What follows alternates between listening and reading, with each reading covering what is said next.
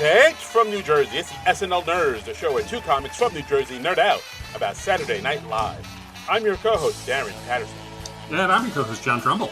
Hey, John Trumbull, how you doing? Happy voting day Eve, I guess. Yeah, well, Eve for us, but for the people hearing this, it'll be Eve. Oh, right. That's how time works. We record, like ahead of time, and we're in like the post daylight saving.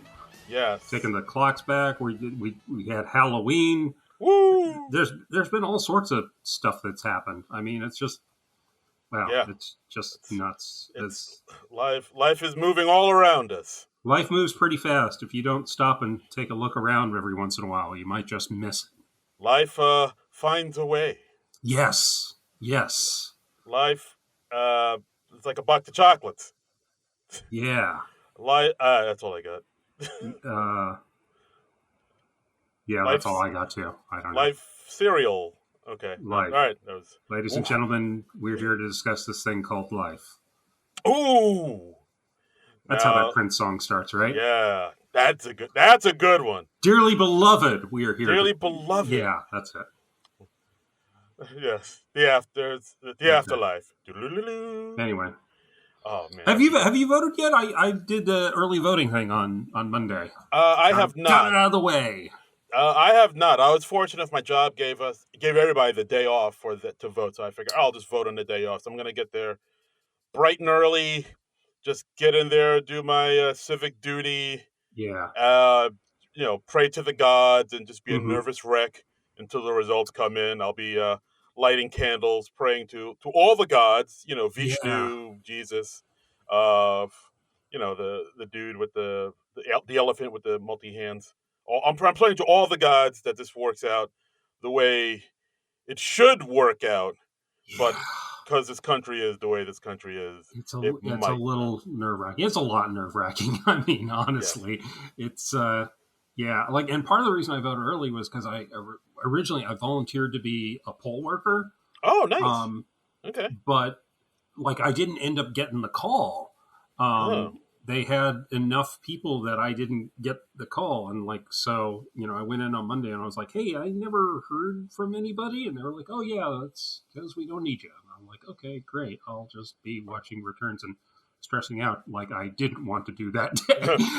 That's surprising. I thought there was some I don't know. Part of me always thinks they're they're always in need of volunteers and poll workers and whatnot. Yeah, I mean, I've done it a couple times before, and that was my impression too. But I guess they're busier this year. I don't know. Yeah, I think maybe the thing because this election is there's just so many eyes on it that a lot of people want to be part of it. This is the big deal election that everybody wants to be a part of. If you want to do poll working, you can go to one of the more. I mean, because it is the last election, so yeah. I mean, I can see why everybody wants to be a part of it. It's like it's like the Rolling Stones going on their last tour. You're like, if we don't see you now, we're never going to get another chance. Right. So the last chance for love. This is my last. So chance. Yeah, we're upbeat right off the top, listeners. Wow, it's hard to believe we're so close to this thing. Yeah, I just can't wait for it to be over. Just please. I know. One way or another, it's all going to be over. Yeah. Just get it over with, man. If you're going to do it. Anyway, yes. But honestly, outside of the cold open, I kind of liked that this edition of SNL was kind of politics free because I feel like everybody's just so freaking burned out on it at this point. Yeah, I would say that. I mean, there is, some politics in the Weekend Update, but that's always there. Well, I guess you could say the final sketch tonight is politics related, but we'll get to that. Yeah, I guess so. Okay, so I take back what I said. All right. Yeah, I debunked your theory. It. Thanks for the support, Darren. No worries, man. Some people do yes, and I say no, but. Yes, and that's what makes this podcast the train wreck that it is. Yeah. That's why the good people at Second City do not call me back. I am not getting return calls from the groundlings. Oh, God. Hey, Second City's Darren Patterson. Hello? Hello? Hello? Huh. Anyway, we got this episode of SNL with the favorite host, John Mulaney, returning for his 6th time. Chappell Roan as the musical guest. I believe it's her first time on the show. Yep, first time on the show. Chappell Roan had a big year this year. Like a lot of big was it a debut album? But like she had a big album this summer. I know that was kind of all over the place. So a lot of people looking forward to this episode. John Mulaney, a beloved former writer of SNL, right, has a huge fan base. Strong host. Had a big year. He had a big. Some things happened in his life. Yeah, some things happened in his life. Yeah. So which he hits on a bit in his monologue. This, by the way, season 50, episode 5 from November 2nd, 2024. Shall we get into it? Let's get into it. Cold open. 2024 pre-election. Cold open. So we got CNN. They're saying like, "Hey, we're at the final run of the election. Let's check in on the candidates." And we got Trump, Trump has had a insane couple of weeks, even by Trump standards. It's been insane. He's been driving garbage trucks. He's had stand-ups saying racial shit. He's been filleting microphones. He's had a busy month. As you do. Flipping burgers at a... I forgot. Yeah, remember that? At closed down McDonald's, just flipping burgers to no one? Stunt? Yeah. Because, he's trying to troll Kamala somehow, because, she can't prove that she worked at McDonald's back in college. You don't keep your pay stubs from college, John? Just... Look, man, I had jobs in the 90s and in the 2010s that I don't think I could prove that I had anymore because those companies don't exist anymore. How can we trust this man with the codes if he doesn't have his worksheet and time card from the time he worked at the Borders bookstore back in 98? Exactly. That's what I ask you. That's right. How did we get this insane? I know we got this insane by degrees, but okay. Anyway, we're not talking about the sketch. We're talking about real life now. Yeah, now we're just riffing. Yeah. So we got James Austin Johnson as Trump. He's in an orange vest, and he's like, "I'm running on fumes." Yeah, even at this point, I don't know if JJ is genuinely tired of doing the impression at this point, or he's showing that even Trump at this point is just I'm so done. I think it's more the latter. I mean, I don't think, James is a professional, Darren. So that's true. I apologize. Yeah. JJ, I apologize. I was, apologies all around. But I love the line, the last time I hated a mic this much, I tried to have him killed. That's boom. Wow. Damn. Brilliant stuff. Yeah, he's still in hiding. Yeah. And then we cut to Kamala, Tim Walz, and Doug Emhoff watching Trump, and then we just kind of stay with them. So basically, they're watching the Trump rally. They're turning. Yeah, it kind of cuts to them turning off the TV, watching the Trump rally, and them getting ready to do the speech that she has planned in Pennsylvania.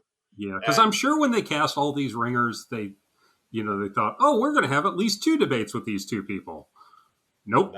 Nope, not so much. So they really had to kind of vamp to, get everybody into the same cold open.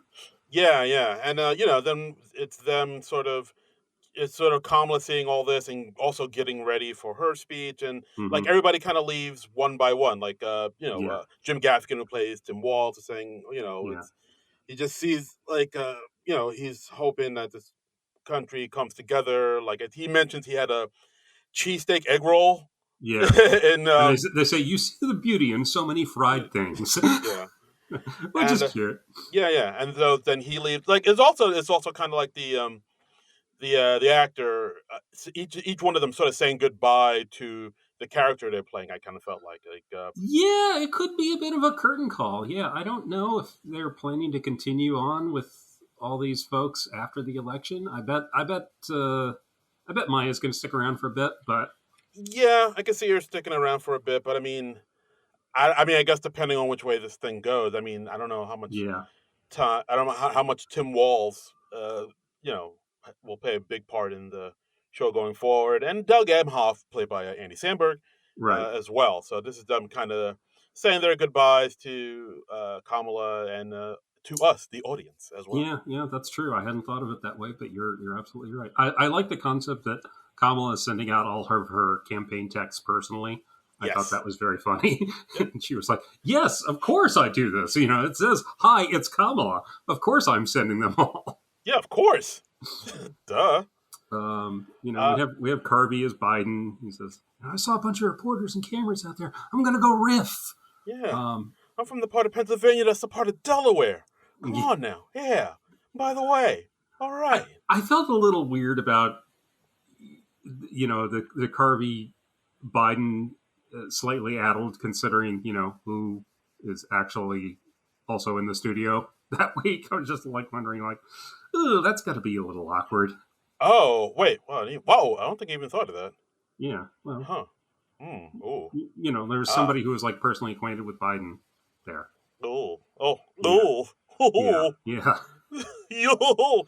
Yeah, I know a lot of people were also. Well, we'll get when we get into it. Like a lot of people were worried about that too because Chappell Roan is performing and she's said some very sort of uh what's the word I'm looking for? Maybe critical things about the the upcoming cameo that's coming up right now. Oh, I wasn't aware of that. Okay, Yeah, what like what did, what did she say? Because this is news to me, really. well, I mean, I mean, if you look at it, Chaperone was like saying very critical things about, of course, the war in Gaza and where Uh she huh. stands on it, and Okay. it's like I don't know if I want to vote for so and so because of that, but then like a lot of people kind of came down on her, but then she clarified, it's like no, I will of course vote for her, but still it's something we need to think about. So people are like, all right. So the fact that the two of them were in the same building, people were like, "Oh snap, it's going down!" And of course, it doesn't go down. But like Yeah. people of course were like, "Oh, something might happen. Oh, she might say something to her. Oh shit, it's about to be real, dog." But of course, Okay. that. Let's be real.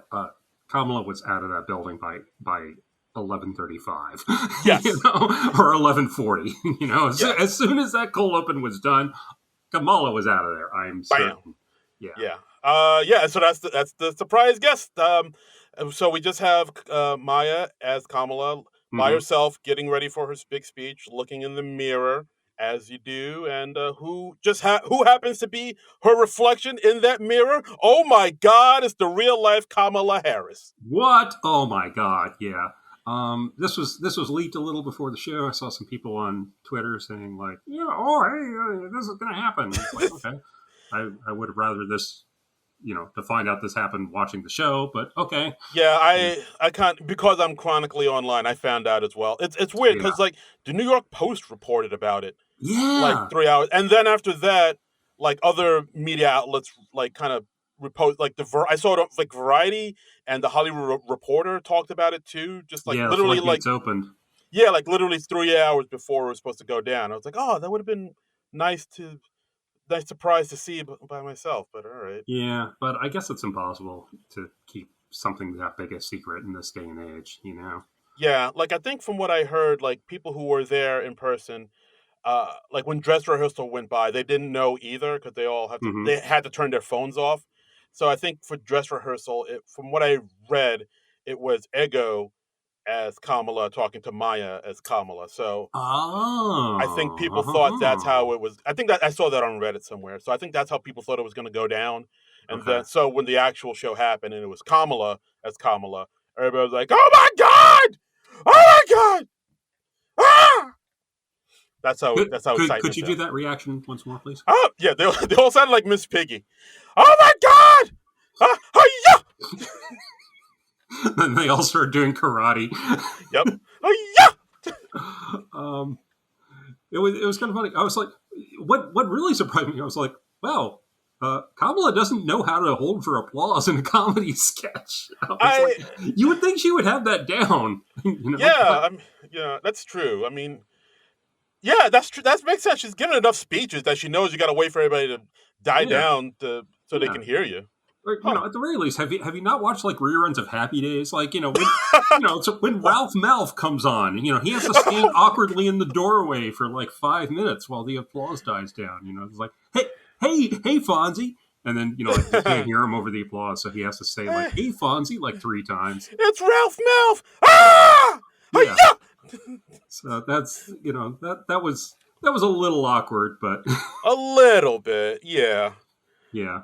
But, but for the most part, so it's the two of them talking, talking about how, unlike Trump, she can open doors, which, of course, is a little wink and a nod to when he tried to...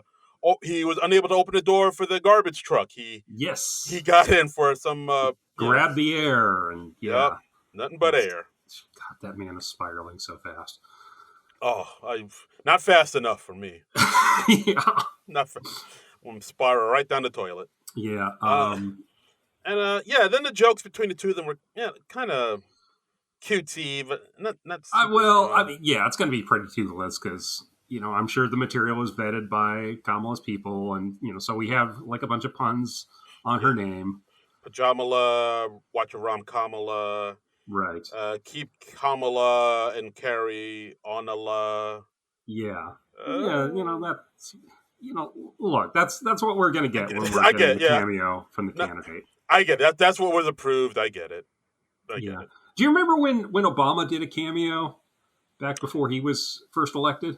Yes, I do. It was like the Clintons having a costume party, and I remember Daryl Hammond's Bill Clinton was dressed up as Mystery from what was that show, The Pickup Artist? Yeah, that negging dude who wore like a fucking Jamiroquai hat and eyeliner. Yeah, he was all about the peacocking and Jesus, remember that? What was that about? Wow. But damn it, I watched that show. I will admit, I watched that show. It was a compelling show. John, please tell me you brought like a cat in a hat, Jamiroquai hat, and wore eyeliner to the bars of New York. Did not. I was like, I think I would rather die celibate than be like this person. Walking into a New Jersey bar, I'd be like, hello, ladies. Yeah. No, I didn't break out the guy liner and all that. Damn it. John, you could be swimming in women. I know. If only you did that. But they had Barack Obama, and he was like wearing a Barack Obama mask, and they were like, "Why'd you dress up as yourself?" And he was like, "Well, I have nothing to hide from the American people." And I do remember that. I think, and then he won the election. A few weeks later, or maybe a week later, since it was a Halloween sketch. So so who knows? Maybe this will do it. Maybe it's an omen. Yeah, who knows? I don't know. It feels like she has a lot of grassroots support, and I feel like it's probably going to go her way, but I don't want to count my chickens before it's hatched. If 2016 taught us anything, is do not count those chickens. Yeah, before they are fully hatched. Those chickens are staying uncounted for many more days. Yes, I mean, I think I saw something on Twitter about like Iowa and how she did really well in that. But she's going ahead in Iowa. Yeah, but even then, I am not getting comfortable. I cannot get all comfortable. Gas, no brakes. All gas, no brakes. All gas, no brakes. Just even then, just keep driving until the swear until they swear until you're hitting pedestrians. Yes, until they swear her in, until the wheels fall off. Yeah. Until you are riding the rims. Exactly. And sparks are flying. It was kind of eerie to see the two of them next to each other, because I was like, damn, they really do kind of look alike. They're like the same height about, and and they, of course, they dress them exactly alike. It's same hairstyle. They do. There's a resemblance for sure. Yeah, it was kind of freaky. Freaky Friday. Yeah. But overall, cold open, it's fine enough. It's all right. It's all right. Yeah, it's all right. I mean, it's always going to be kind of toothless when you have the candidate on there. So exactly, you can't, really can't tell no Gaza jokes when she's right there. Yeah. Are you okay with that, or is it like too much like the show endorsing the person? Yeah. Because I'm a little mixed on it, Yeah, I'm the same. Like, I can see how this can be a little bit like, I don't know. I guess it depends on how your view on SNL. Like, if you're somebody that thinks that SNL should be this rebellious kind of spirit, take no prisoners, spit in the face of all authority, then yeah, this is kind of weak sauce. But if you're Yeah, and I get that. I totally get that point of view. yeah, but if you're from the viewpoint of, well, this is a comedy show first and foremost, and Right. then yeah, it's all dependent on how you see the show and what it should stand for, I think, Yeah, true. ultimately. True. Yeah. But yeah, but monologue, John Mulaney. Well, John Mulaney stand-up monologue is how they Ooh, label it on the YouTube, which I find amusing. It's like, yes, are the other monologues not stand-up they're monologues? they're all right. Yeah, hand might They're be. only stand-up monologues when a stand-up comedian is hosting, I guess, Yeah. because he comes out with a hand mic. Whoa, switching things up. All right. Yeah. Yeah, and then John Mulaney just kind of goes into what's been happening in his life. He just Hmm. had a 5-week-old daughter. He has a 2-year-old son, Hmm. and He takes the 2-year-old son out, which is not a fair division of of responsibilities. right, because it's like saying to your partner, "Hey, I'm gonna go transfer this deranged convert across state lines. You hold on to this potato." Yeah. And he talks about how his whole life is looking down now because he's got, like, the 2-year-old son, he's got the 5-week-old daughter, he's got his wife Olivia Munn, who is significantly shorter than him. Apparently, I don't know how tall Olivia Munn is, and I did not look it up before we started recording. I'll look it up right now. Okay, but I they thought also she, live yeah, I with always thought she Olivia was like Munn's average. mother. Yeah, well, she's. He said, like, what, she's half Japanese, half Vietnamese. Is that what he said? Yeah, I always thought Yeah, she always looked like average height. yeah. Maybe she just wears heels a lot. I don't know. Oh, according to this, 5'4". 5'4". Okay, so I guess sort of vaguely on the short side. I Yeah, mean, and Mulaney is 6 feet. okay, all right. Well, Wow. All right. all right. Well, that's I thought she was like average height. Huh. that's a significant height difference, I suppose. For sure, significant to say the Yeah. least. Huh. All right. But yeah, and apparently Olivia's mother lives with him, which I didn't realize, but okay. Interesting. Um, yeah, and he says, so my whole life is looking down now.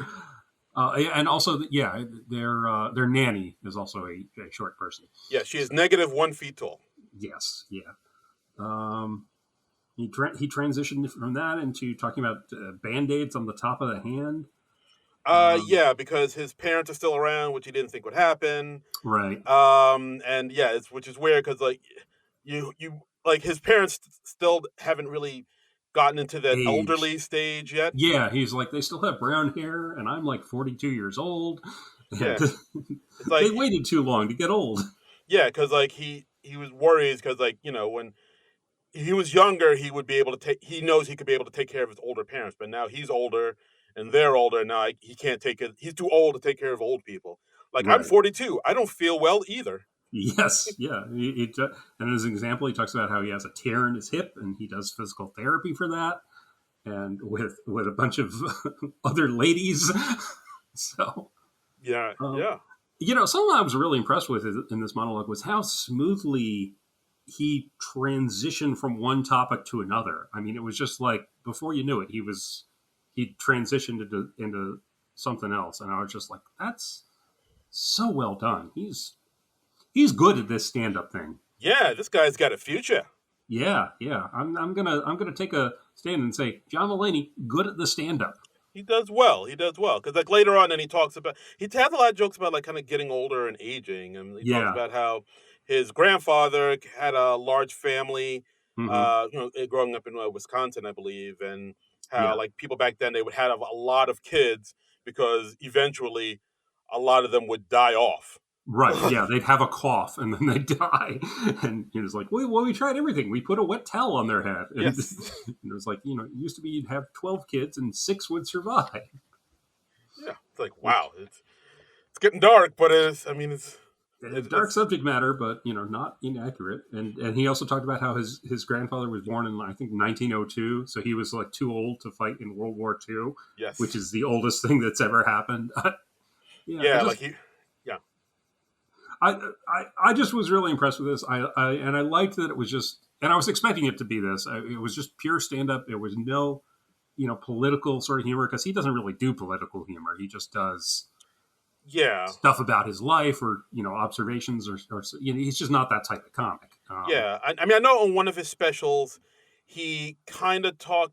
I mean, he got a little political. That's the horse in the hospital joke he talked That's about. true. That's true. Yeah. That's like the closest he's ever gotten to being. Well, yeah, and he also talked about Bill Clinton at the end of one of his specials with about his dad's animosity towards Bill Clinton and all that. So he has gotten political. He has gotten political. Once again, I've been immediately disproven by something I said on this podcast. Bam! You got debunked. Bam! Damn! I got Patterson again. Yeah, you got Patterson, dude.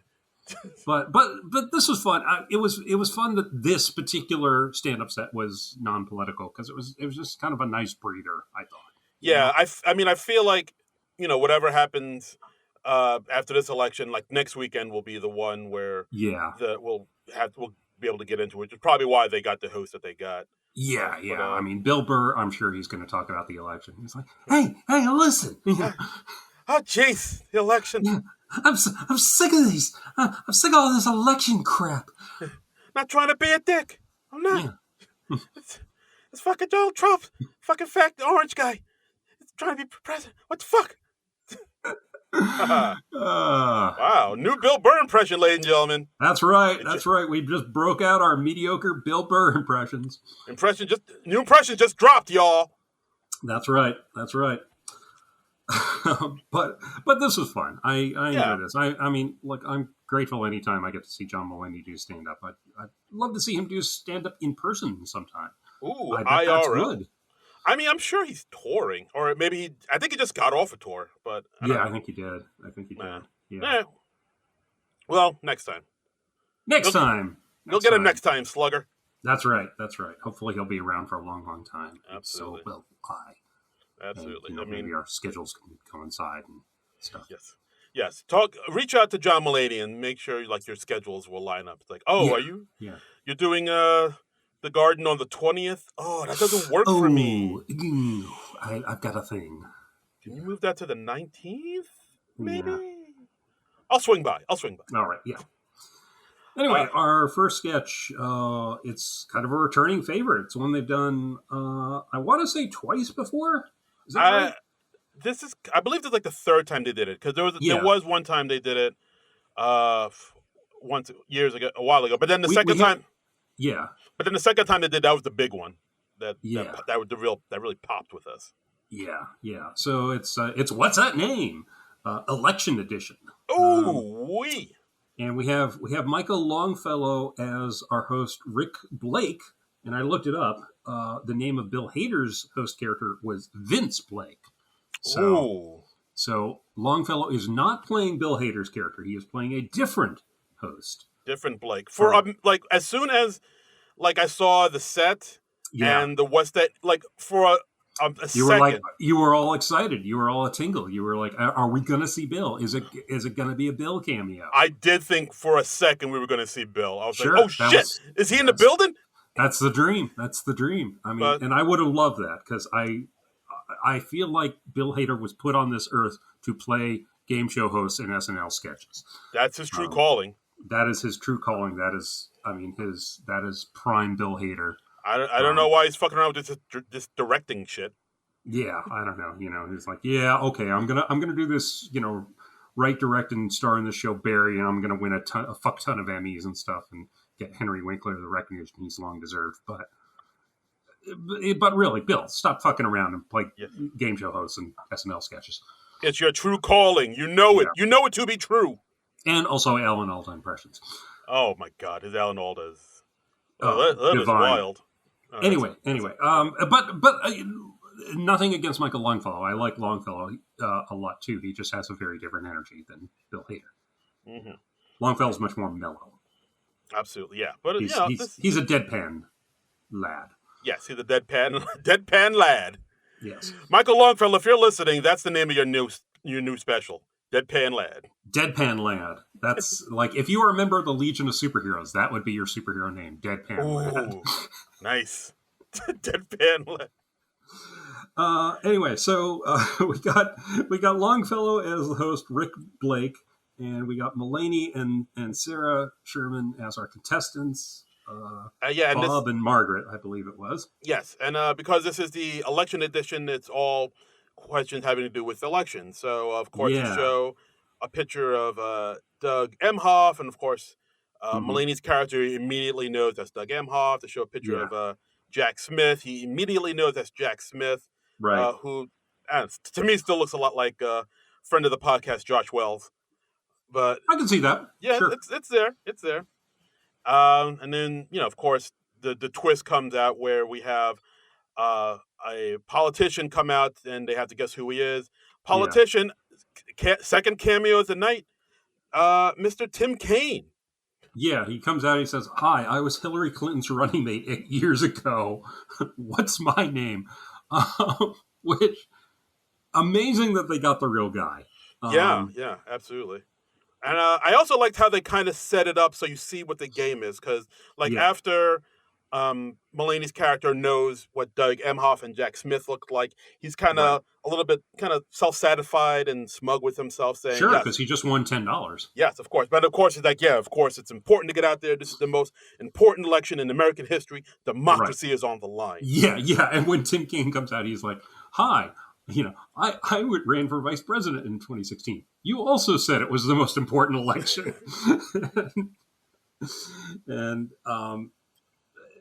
this really spoke to me because I have also blanked on Tim Kaine's name. I I was proud Like, of myself because I did remember his name. I did I know it. blanked on his name not 1 month ago. I was like I was driving around with a friend of mine, and we were talking about it, and neither one of us could remember Tim Kaine's name because Yeah, he was a bit of a he was just kind of a non-entity. I don't think he really excited anybody. He was just kind no. of like this big tub of cottage cheese. Yeah, Uh, and I mean they even talk about that too because John yeah, Mulaney's character says like, yeah, I'm sorry, he just not he wasn't as memorable as like Tim Walz is, yeah, and he and says my name is also Tim. and then they showed a picture of Tim Walz next to Tim Kaine, and Right. they look a lot alike. They do. They kind of do. They are the same type. Yeah, they've got that Midwest white dude energy. Yeah, and I also like the fact that like after he didn't know it, they said, they put his name as Tim Scott at the bottom, Yes. and for a minute I was like, wait, is his name Tim Scott? I thought it was Yeah. like I was doubting myself for a minute, and Like then I recognized him, and when he said I was Hillary Clinton's running mate, of course I knew who it was. I was still like kind of like, oh fuck, what's his name again? Because like after I blanked on it with my friend, I had to look him up online. yeah, Do the Hillary Clinton running mate Google search. yeah, You don't feel good about yourself when you do that. yeah, no, but I mean I'll give some kudos and props to Tim Kaine for being such a good sport about this, and Yeah, that's a great sense of humor on that dude. yeah, you get like, oh yeah, I honestly had no idea he was still in office. I mean, why wouldn't he be? I guess he would still be Yeah, around, right? yeah. I mean, unless you leave your seat when you're running, which sometimes happens, but usually doesn't. Yeah, absolutely. Yeah, and then as the sketch goes on, Michael Longfellow tells him like, "All right, well, last year you tweeted out, remember their names, and you Right, have all these names of all the people that were unfortunately succumbed to horrible police violence." And of course, they right. blurt out the names, saying, "Can you Yeah, tell me one of the names of the people you tweeted out about besides George Floyd?" yeah, Because like everybody knows George Floyd, of course. yeah. And then he says, "Give him a 10-minute clock," that was just icing on the cake. That was very funny. Yeah, I mean, I like this. This might be sketch of the night for me. I liked how it's like Hmm. a little shot at the people who are sort of kind of performative in their political outrage and especially on social media. Like the people that put up those the black squares on their Instagram page, be like, I'm making a difference. Look what I'm doing. What are you doing? Type Yeah, of stuff, yeah, and to show that it's yeah. all just a facade That to very people like sort that. of self-congratulatory thing, and Yes. yeah, but But the turn yeah. I didn't see coming, where Hmm. um, as Mulaney's character gets more and more angry, it's like how important this is. Like this election is like it's literally going to be the new like a real life version of *Handmaid's Tale*. And then Sarah chimes in, who hadn't said anything for most of the sketch. It's like, Been very quiet. Yes. yeah, it's like I think that's a little bit of an overreach. And then, but he said that. No, I think if you read *A Handmaid's Tale*, you would Right. know that we're literally, basically, practically there. Right. And then Right. that goes into Longfellow's next question was like, this person wrote A Handmaid's Tale, and it's a picture of Sarah standing right next to her, and we find out Sarah is actually Margaret Atwood, author of The Handmaid's Tale. Which I was like, oh, okay, that's clever.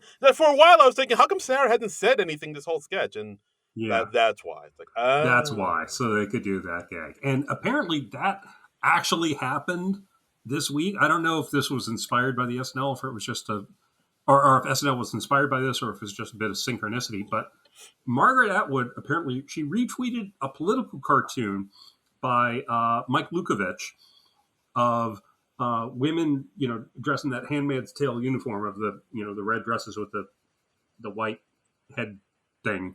I don't know what it's called. Headpiece.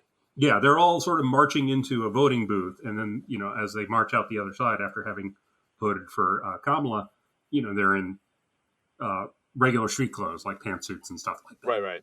And she retweeted that, and then one of the replies was literally like, "Well, if you'd read that book, the author said they were basing that on Islamic stuff, and it's like it's literally you're mansplaining The Handmaid's Tale to Margaret Atwood. People just want their opinions out there, and they don't even bother to like look at who they're replying to or anything. Oh, no. There's a guy I follow on Twitter by the name of Chris Evans, and his handle is literally @NotCaptainAmerica, and people still think it's Chris Evans, the actor. There's another guy who goes by the handle Liam Neeson, and he posts a lot of political stuff, and people are always like, I'll never see another one of your movies. People are just dumb. They don't look or they don't care. People just want to scream and be angry and give their opinions, and they don't even they don't to anybody. They don't even know if they're doing it to the right people. They don't even care. No. It's like, I'll just scream. I just need to say something to this this Twitter person that may be a bot, may not even be the right person. Whatever. I need to be heard. I need to be heard. And it's just like, people are weird. Yeah. And then they bring back Tim Kaine again. Yes, and John Mulaney forgot who he is, of course. Like, I don't know who you are. Yeah. This was cute. I don't think I liked it as much as the previous what's that name sketches, because I like the points of the other what's that name sketches where it's like, you don't remember the names of people in your life. Right. Like, the doorman of your building, or, one of your wife's bridesmaids. And also just the chaotic energy that Bill Hader brought to that sketch is just chef's kiss. Yeah. No, that one had it was a better sketch for sure. It was a stronger sketch. I mean, also because, like you said, Hader added so much to it. Yeah. But I still like this sketch, nonetheless. So yeah. I thought it was a pretty cool sketch. It was good. I did like it. It was pretty groovy. All right. And speaking of pretty groovy, we got another Midnight Matinee, another Dan Beulah short. Yeah. Beppo. This is 1962. It's a first orbit around the Earth, and it's Beppo the monkey. He's sitting there in his space capsule, and he's communicating with mission control by pushing buttons on his keyboard and doing sentences. I think John Mulaney just likes monkeys talking. That really seems to be it. Like he seems like between this and the monkey judge he played, he really enjoys his simians. Like, he likes his simians. I think we're this close away from him doing a remake of Every Which Way But Loose. Like, we're not. From your lips to God's ears, my friend. We're not that far off. Yes. Mulaney, if you can grow a Burt Reynolds like mustache and put on a 10-gallon hat, baby, we are in business. That it was Clint Eastwood in the Any Which Way But Loose movies. Wait, didn't Burt Reynolds do a monkey movie too? Did he? I don't remember. I don't remember him. He did the Cannonball Run movies. Maybe I'm confusing all those movies. Maybe I'm thinking about he did Smokey and the Bandit. Maybe I'm thinking about Stoker Ace. I don't know. All those movies. Was there a monkey in any of those movies? I don't know. I haven't seen too many Burt Reynolds movies, but I did see Any Which Way But Loose and Any Which Way You Can as a young lad. Burt Reynolds monkey movies. I'm on it. Yeah. Yeah, but those were Clint Eastwood movies, sir. Apologies. Or actually, Clint Eastwood orangutan movies. Oh, wow, I am dropping the ball left and right. Yeah, yeah. So, okay, so that the tally is Darren corrects John 2, John corrects Darren 1. So This is the only way I'll learn. that's where we are. That's where this is going to shake out. I don't know, but we'll see.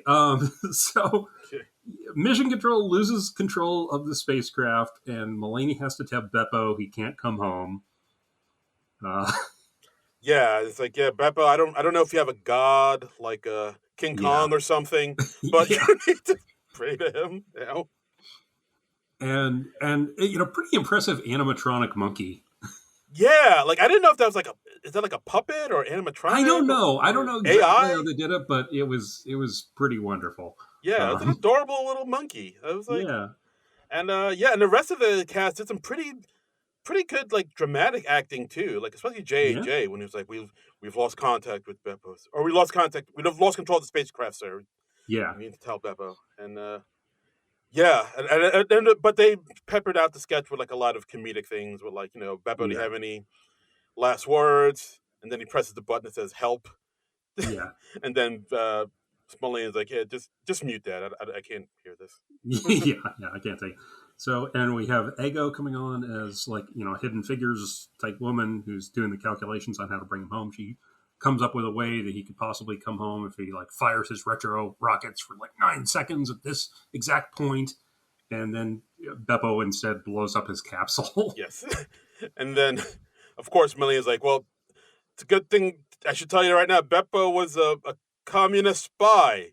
So that's that was a good thing that just happened. Yeah. It's good that he blew him. But as it turned out, no, Beppo's alive. And he used the explosion to propel himself towards Earth like a comet. Right. Of course, pressing the help button over and over again on his way down.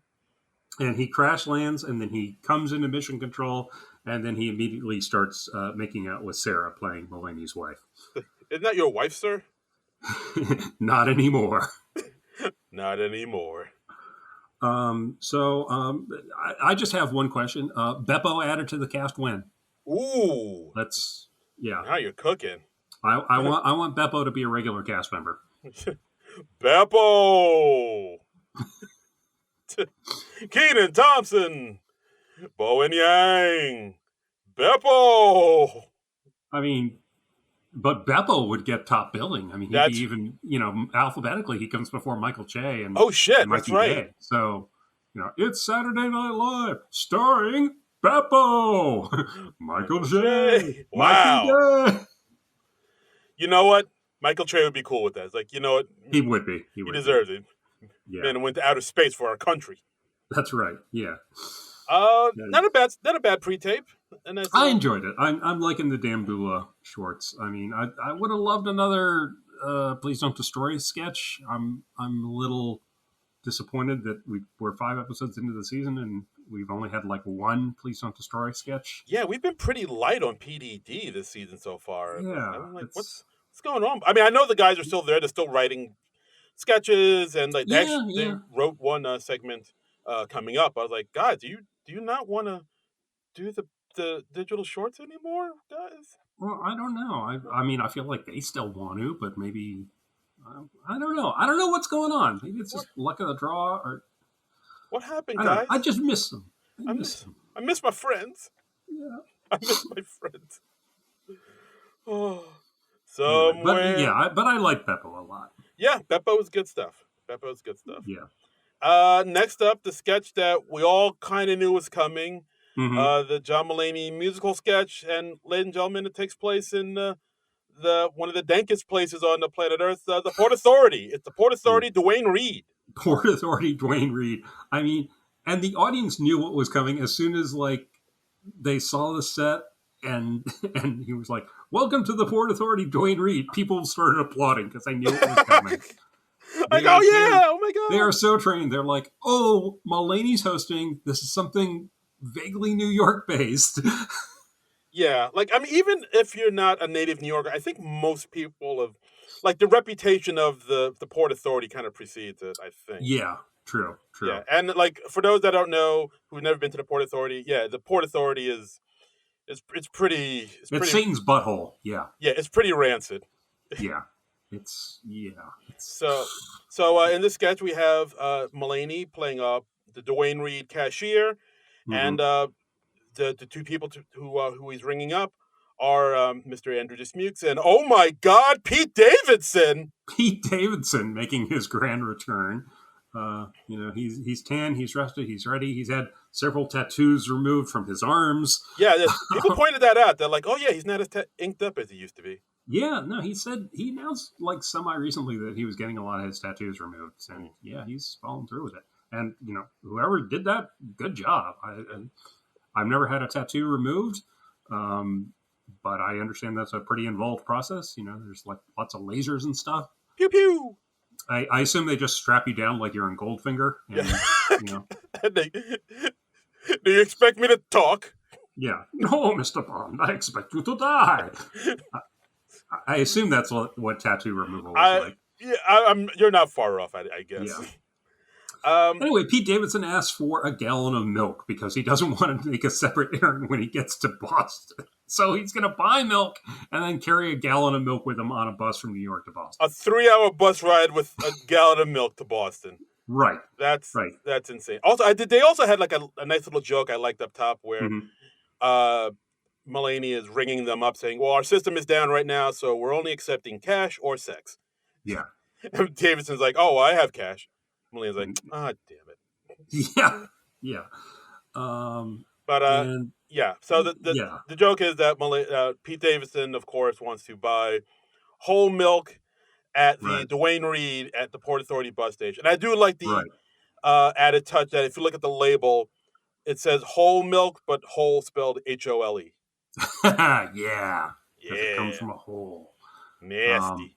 So much like a Subway churro, it's a sketchy thing. Or the airport sushi, or the diner lobster, really, when you think about it. Diner lobster, using the bathroom at a bodega. Yeah, a lot of questionable food choices in these sketches. A lot. Yeah. I forgot what the souvenir shop. I forgot what the souvenir shop was. But yeah. Yeah, what did they do in that one? Don't remember. It's been a minute. Don't remember. Was it another food item? I feel like it was. I'll look it up. Yeah. All right. So we go into the origins of this gallon of milk. We've got Kanan and Ego as a family of opossums, and they're singing like a variation of the Lion King "Circle of Life," and she's got like 12 nipples, and she's squirting out milk from her opossum teats into the gallon jug. It's wow. It's a visual. Yeah, and hey, kudos to the SNL costume department who once again just brought it. Absolutely. Oh boy. Yeah, you could tell everybody was having fun with this one. I mean, yeah, these are always a production because it's like everybody's in the cast and playing a wacky part. They're in wacky outfits. The sets are amazing. Pieces are being wheeled away, and it's dogs and cats living together. It's so it's an extravaganza. So they talk about how they mention how, of course, at Dwayne Reed, the shampoo is always locked up in that little plastic prison, and so we have Marcello coming out in a little plastic prison, dressed up as a bottle of shampoo, singing a song to the sound of music. Yeah, a deer, a female deer. Of course, they mentioned the bum fights. People betting on bum fights, which they're like, oh wow, yeah, I haven't thought about bum fights in forever. We have Mikey as a soldier with an assault rifle. Of course, I've seen that numerous times on Port Authority. I was like, do they actually work for the military, or they're just like some dude that just happened to have the gear? And I assume they're there in an official capacity. It's kind of scary if it's just somebody putting it on themselves to. But who knows? The world is so insane now. I am here to put you at ease. Yeah, I don't ask for their credentials. I just Then we have Bone coming out as a bus driver / escaped felon, singing "Master of the Bus." Yeah, like Master of the House from Les Mis. That's where that's from. I knew. Master of the House. Ba ba ba ba ba. Ba ba ba ba ba ba ba ba ba ba. Nice. Yeah. Then we have Chloe Feynman coming out along with a bunch of other twinks that looked like Timothy Chalamet for the Right. Timothy Chalamet lookalike contest, which is something Which that, was an actual thing that happened in New York City in this last week. I guess it was like a thing where like a bunch of, I mean, I don't know if this was like officially sanctioned or what, but yeah, like a bunch of people came together in like Washington Square Park for a Right. Timothy Chalamet off. And apparently the real Timothy Chalamet entered it. That's crazy.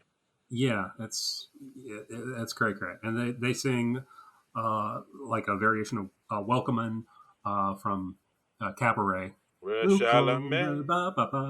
Chalamet. Yeah. Yeah, I'm honestly impressed they got 4 Timothy Chalamet lookalikes on short notice. That's true. Yeah. I don't know if they went to the contestants from the Timothy Chalamet lookalike contest or they found these people on their own. Oh, that'd be a pretty smart thing to do. Maybe they did do that. I want a behind the scenes on how they found these people. Oh wow, that'd be pretty great. I was rewatching that sketch and I'm like, they all do kind of look like Chalamet, man, including Chloe. Yeah, absolutely. And then of course we have Andy Samberg coming out as the dead bear that RFK. Oh, what? We're going to totally skip over Devin as Mayor Eric Adams? Okay. I apologize. Right. I see what we're doing here. I'm doing a lot of apologizing this episode. Jesus. Yeah, this is Devin erasure here. Yeah, so like apparently the bus doesn't say Greyhound, it says Turkish Bus Lines. And of course we have Devin Walker coming out as Eric Adams. Singing about the. He says, Prince of Turkey to the tune of Prince Ali from Aladdin. Yes. Yeah. And then. That's about it. Yes. Really. Yeah, it was pretty short. And then we have Andy Samberg as the dead bear that RFK Jr. dumped off in Central Park, singing his song to Alexander Hamilton. Yeah. My name is Baby Bear Carcass. Which, I mean, Samberg, perfect casting for that. Yeah, nice way to get him into another sketch here.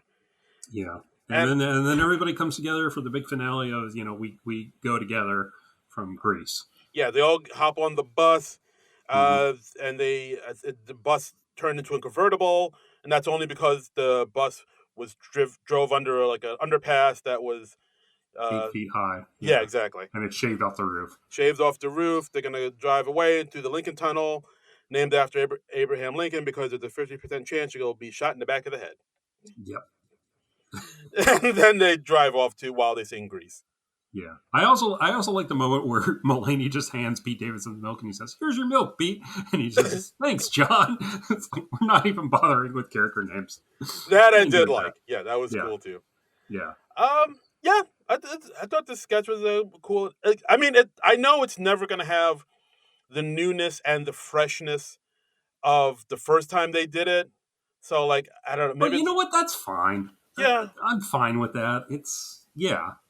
I like that it's become an expected thing that happens when Mulaney hosts now. Yeah, I guess you're right. I thought it's fine enough. Yeah. Oh. Yeah, I don't think it's so dependent on surprise. I mean, like, the anticipation is cool, and they vary it up enough that I'm happy with it. Yeah, and I mean, the fact that they're able to pull all of this off like the way they do is pretty impressive. I mean, it's impressive that they pull it off technically, and also I'm impressed that they've come up with this many variations on the theme, honestly. Yeah, very true. Speaking of which, so the Souvenir Shop sketch, Pete Davidson wanted to buy underwear from there. Oh, yeah, okay, well, that is also similarly sketchy, yes. Yeah, which is something my God, why would you even do that? Yeah. And we had almost a callback to that because he says, like, "Oh, yeah, we also sell bras here." Oh, nice. I didn't even notice that. Wow. Yeah. Themes. I mean, just layers. Layers on layers on layers. Yeah. They talk about Trump doing the weave. John Mulaney's the guy doing the weave, man. There you go. We're at 6 of these sketches and counting. And wow. Sketch of the night for me, I think. Yeah, it's a good sketch. Yeah. Next up, we got our musical guest, Chappell Roan. She performs 2 songs, Pink Pony Club, and also performed a brand new song that no one's heard before until last night, The Giver. Yes. Not bad. What do we think of her? I mean, have you had much exposure to Chappell Roan? I honestly hadn't. I knew the name, and I knew she was berating paparazzi people on the red carpet. she was like, you were mean to me last week, and you should apologize. And that's pretty much all I knew about her. Yeah, I mean, I know because she's like kind of had somebody who's had this big explosion Yeah, of popularity in the past few months or the past few year rather. right. So like yeah, so there's a lot of she's experiencing a lot of like paparazzi and people just really kind of maybe overstepping boundaries a little bit to get Hmm. pictures or like really kind of thinking that they're maybe entitled to her space and whatnot. So, I mean, it sucks that kind of is starting to maybe overshadow the actual music because I mean, from what I've heard, the actual music I thought was pretty good. Like I don't know much She about. has a very pretty voice. Yeah, Yeah. she has strong like pipes. She's good. Hmm. And I also like the variations of both these songs. So the first song, Pink Pony Club, which I know that's a big hit. A lot of people love it. I know it's a big deal on Uh-huh. TikTok and whatnot. She kind of has like almost like a Kate Bushish type of singing voice in it, and Hmm. big old smoke machines and guitar shredding. Yeah, But I thought, big production thing. Yeah, yeah, she was doing almost like a Halloween theme. She had almost a Bride of Frankenstein thing type of going on. yeah, and you could tell how the song is like a big deal because at one point she's like, "Hey, you guys sing," and points the mic to the audience, and Hmm. almost everybody. Now I don't know if everybody, but a good amount of people in the audience knew the words and sang along like it was like an actual concert. I was like, "Oh Hmm. Hmm. shit, Yeah. she's a big deal. She's Yeah, a big deal," and at the end she said, live from New York, it's Saturday night. I which is was like, pretty that's cool. real. Yeah, It was cool, but it was like really weird to hear that in the middle of the show. I was like, we are literally like 30 minutes into the show. But yeah, okay. but I don't know. I get it. If you're in the moment, like how many? Yeah. If you're on the show, how many chances are you going to be able to have to say that iconic line? Yeah, I You get know, it. shoot your And shot. her second song, "The Giver," it was very surprisingly, it was like a country song. Yeah, that's Um, what surprised me because like I thought it would sound like the two songs sound totally different because like this song mhm, was like straight up pop, yeah, but then the Giver was like way more country. It sounded like something Carrie Underwood would do, to be honest. Or yeah, like yeah, and yeah, surprising subject matter. yeah, I'm gonna yeah. go out on a limb. I'm gonna say this is probably the first song about cunnilingus with Mm. cartoon bears in the background to air on SNL. Hey now, well, I mean, So I haven't done the homework yet, but yeah, I will look into that. I mean, we've had cartoon bears in the background and we've had songs about cunnilingus, but I think this is the first time anybody's put them together. Yes. Yeah. Finally, somebody's put these two cunnilingus and cartoon bears together. I mean, absolutely. I mean, the world was crying out for that. Yes, exactly. Oh, yeah. Um, what a curveball! Yeah, I did not see this coming because it was like, oh, these are two Yeah, totally. I mean, they're both pop songs essentially, but yeah, true. the fact But that she can also do this country, twangy yeah, themed pop song that's like doesn't sound anything really like the first song she did. I was like, oh, she's got like she's like kind of has some diversity here. She can like really kind of uh do a huh, lot of different things. I appreciated that, and like I thought the song was catchy as hell too. I was like, oh, that yeah. sounds good. I'm listening to the lyrics. I'm like, is this song what I think it's about? And It, then like it Google it, and I was like, yes, it is about what I think it it's about. it's Okay, yeah, it's a lesbian country song, which I've I noticed was. a lot of pop stars are starting to get into doing country music these days. I don't know if Mm-hmm, that's something Beyonce started, but like I've seen a good number of pop stars like like Post Malone and like mm-hmm. Orville Peck or whoever like kind of dabble. I mean Orville Peck is pretty much country straight up pop, but like a lot of like pop stars who started off as pop stars are kind of dipping their toe in the country waters, which is Interesting, interesting. Yeah, interesting. I don't know if Yeah. it's a fad or a trend or what, but I was like, it's just something to I thought. And this one, Chaperone was dipping her tongue into the country waters. Thank you, Yeah, thank you, thank you, hey thank you, John thank Trumbull, you, ladies and gentlemen, thank John you, thank Trumbull. you, thank you. Frank, please dub in applause there.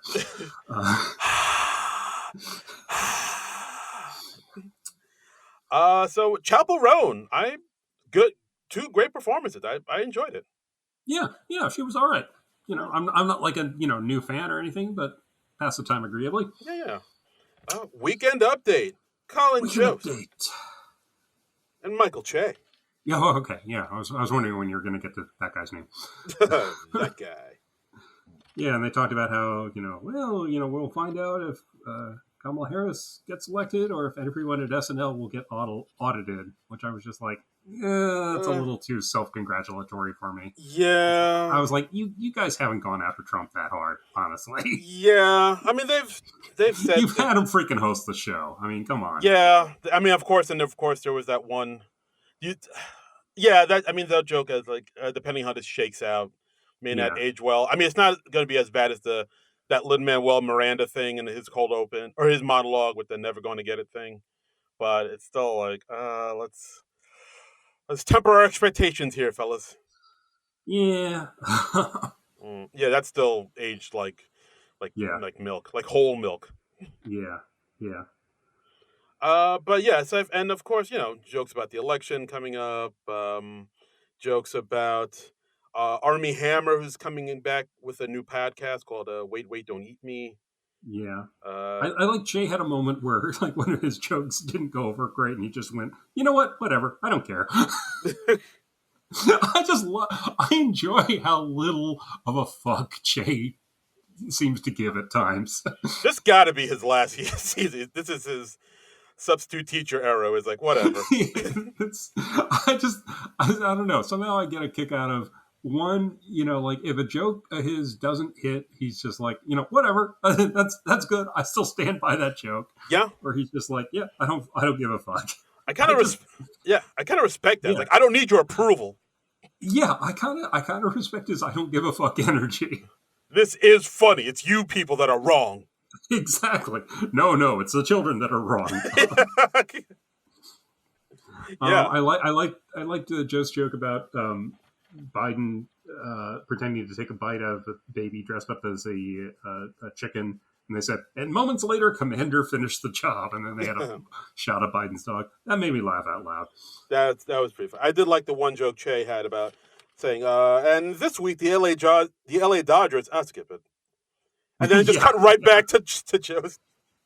Yeah, that was funny. That was a funny little joke. And let's see, we had a couple death segments. We had Heidi as Reba McEntire. Where the joke was like she refuses to endorse one candidate or the other. Yeah. I don't know. I was a little weirded out by it. Is this based on something that Reba McEntire has really done? I don't know. I don't follow. Yeah. I don't follow the Reba McEntire. Maybe, but I don't know. But yeah, I don't know. I had trouble seeing where this was coming from. And honestly, I miss Keenan as Reba. Yeah, of course. The one and true Reba. The one true Reba McEntire for SNL, Kenan Thompson. But, yeah, but he swore off dressing in drag a number of years ago. I understand. So okay, I respect that. But I mean, I like this because I like Heidi. I think whenever she does some character work, it's always cool to see where she goes with it, and she's can be very funny. I like the fact that she referred to Gwen Stefani as the blonde Japanese woman from No Doubt. I like how she talked about growing up in Oklahoma, how her mom was a Republican and her dad was Pennywise. She was so poor her house had no water, so I had to drink mama's perfume. Just a lot of weird, bizarre non sequiturs.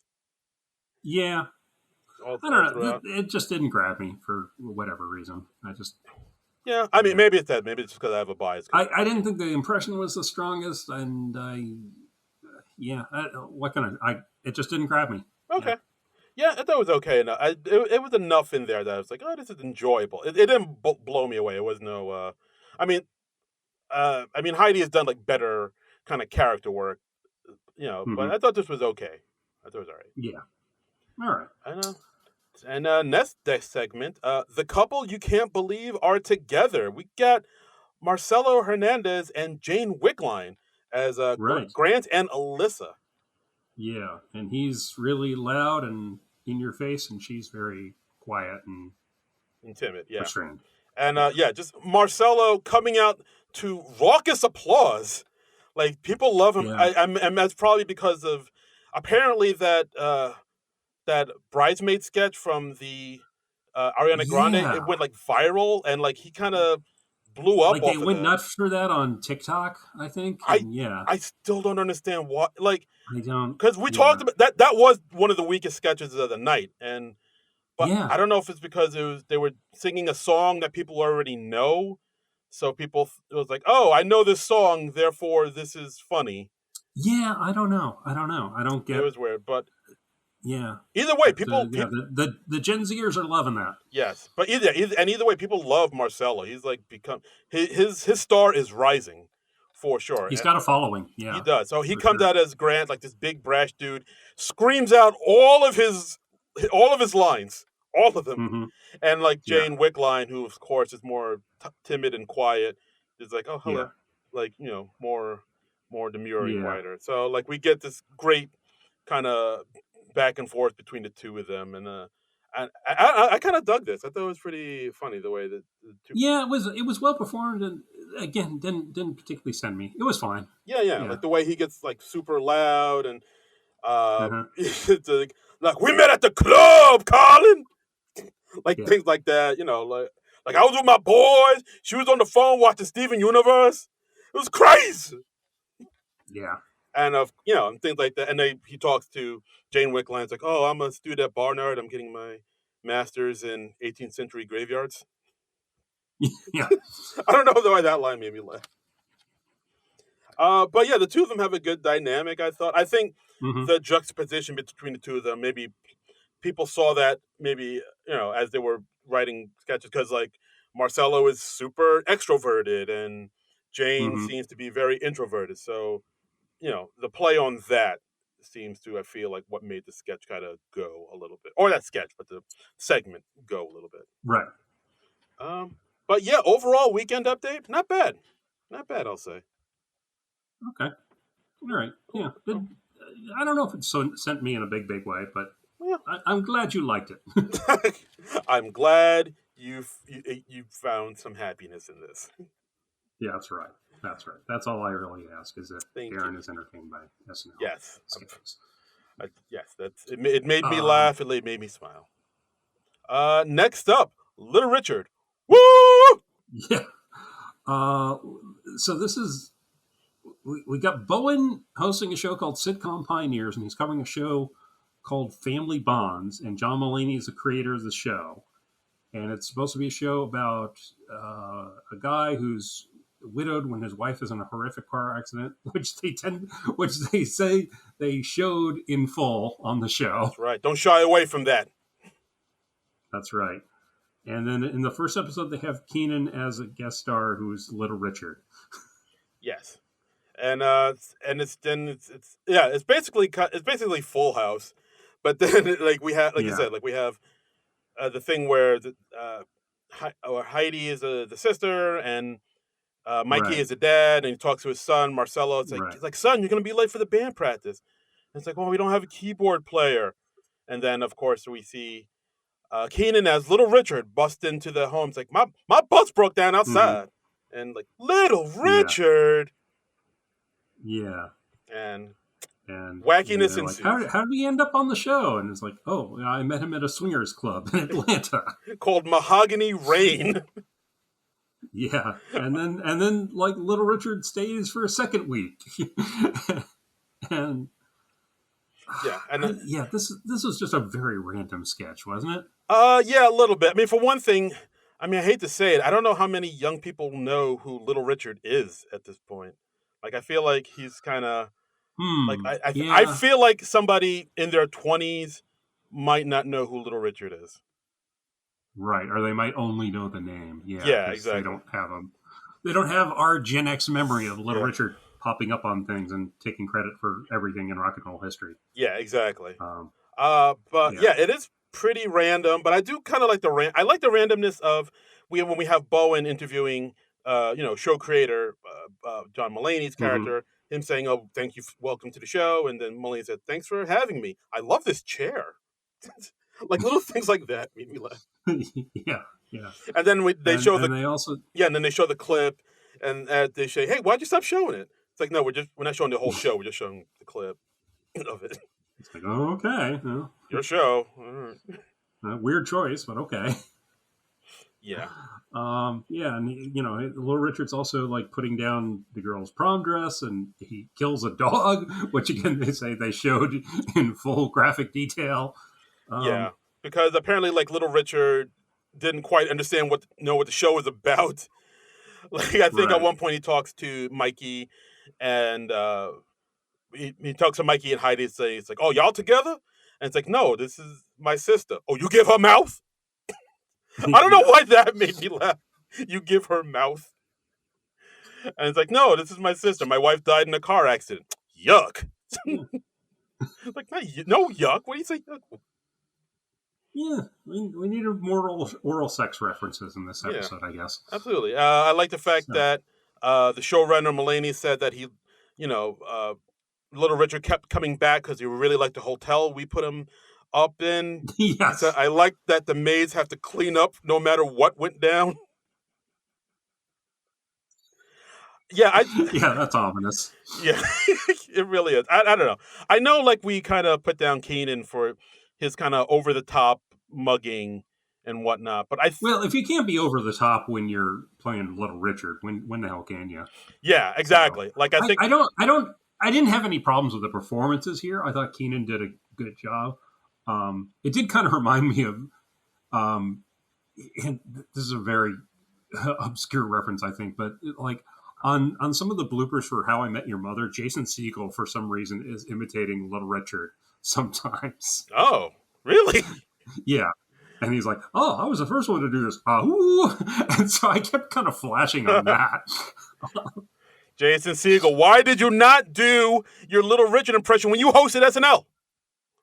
Yeah, I don't know. Well, he Oh, was too busy with his Andre the Giant impression, I guess. anybody want a peanut? I'll have one scoop of vanilla. All right, that I is want to watch that sketch again. That was a piece of brilliance. all right. That is better. Yeah, I think I was fine with the performances in this. I thought I was just, like I said, it was just very random. So I think my issues are more with the writing because it was just like, okay, this is just weird for the sake of being weird, Yeah, and that's fine. I guess so. I mean, I guess they were kind of poking fun at, like, how sitcoms in the '90s and the '80s always have like some Mm-hmm. celebrity pop in. Like I do remember there was an episode Sure. of Full House where like the Beach Boys came, or they went to like Florida and the Beach Boys showed up or something like that. Right, And because John Stamos would play bonkos for them, and yeah, yeah, exactly. So like, I remember like the on the Cosby Show they had Stevie Wonder on there because like they yeah, got into a car accident with him, jam it on the one. and yeah, and they're yeah, Claire's just singing back up on "I Just Called to Say I Love You." Mm. Just I remember. Do you remember that show "Give Me a Break" with Nell Carter? of course, who doesn't remember "Give Me a Break" with Nell Carter? Hell yeah. I mean, anyone below our age, I think. Yeah, But yeah, yeah. Okay, they yeah, had right. an episode on there with Ray Parker Jr. for some reason, and he was playing himself. And this was when the 5 minutes when Ray Parker Jr. was super hot because of the Ghostbusters theme. Oh fuck yeah, I gotta And watch this. I just remember at one point in that somebody was about to make a phone call, and he says, "Who are you going to call?" And all the girls went Ghostbusters, and and we all had a laugh. This was entertainment in the 1980s. I think you better call. Go. Yeah. Sitcoms don't really do that anymore, do they? They just No. have some random musician on. Um, not really. Not really. I mean, they still do, like, celebrities will still pop up on sitcoms. Like I remember like Yeah, Bradley Cooper popped up on Abbott Elementary last season, but that's true. Yeah, well, yeah, as far playing as himself. musicians, I don't think they do that anymore. Okay. Do you remember when the A Team met Boy George? Oh, no, wow, no, I don't. The A Team had an episode where Hannibal was like booking it was a country music star called Cowboy George, but somehow the signals got crossed and they booked Boy George from Culture Club. Uh-oh. And yeah, so it was Boy George on the A Team, and it was the '80s were a wild time. Wow. I think cocaine explains some of it, but not all of it. Just rivers of cocaine as far as the eye can see. Yeah, I don't know what they were. Did they think there was a lot of crossover between Boy George's fan base and the A Team's fan base? I don't know. Yeah, I don't think. The Hulk Hogan thing I can kind of see because Mr. T he did WrestleMania a few times. But, Yeah. but Boy George and the A Team, I'm still scratching my head over that one. It's weird. Yeah, It's weird. I mean, I'm sure there's a few people that like both, do you really want to hurt me and I pity the fool, but I don't Yeah, see where there that has to be Venn. somebody out there. But yeah, There's got to be somebody, but I don't know. Listeners, but call in if that's one of the most random. Yeah. Yeah. Listeners, call in if you are that somebody. Yeah, we want to know. We want to pick your brain. Yeah, what's your life like? What's going on there? Yeah, I don't know. But yeah, this sketch. Anyway. I don't know. I kind of dug this sketch. I like the part where Chloe Fineman as the daughter comes out talking about how pretty she was in her prom dress, and Little Richard was offended, and he looks right into the camera and it's like, all y'all people at home, y'all tell me who's prettier, this skinny little ass white girl or me, the prettiest thing in Macon, Georgia. Like little things like that. I dug this sketch. I'll say. Okay, yeah. You definitely dug it more than me. It sounds like. So. Yeah, I got a kick out of it. And okay, all right, and we can still be friends. It's okay, man. We can agree to disagree. Yeah. Yeah. I mean, I didn't dislike this sketch. I was just like, oh, this is just okay. It's just a bunch of stuff. Yeah, I hear you. And final sketch of the night: New York City cancel campaign. City council campaign. Yeah. New York City council campaign. Yeah. Okay. Yeah, I thought you'd left out a word, but you hadn't. All right. No, I said it right. Apologize. Yeah, you did. And yeah, it's just I want city in there an extra time because it's like New York City councilman, but no, it's just New York City council campaign. It's the city so nice we said it twice. Yeah. All right, and yeah, and this... we get Mulaney playing a candidate named Harvey Epstein, who is a real candidate apparently. Yes, our assembly member in District 74, Harvey Epstein. He does exist. He is right now running for New York City Council. So this plays into one of Mulaney's, one of the most things he loves to do is hyper-specific New York references. Yeah. He does enjoy that. And yeah, he's talking, and basically the joke is he's talking about how, he shares a first name with Harvey Weinstein and a last name with Jeffrey Epstein, to notorious...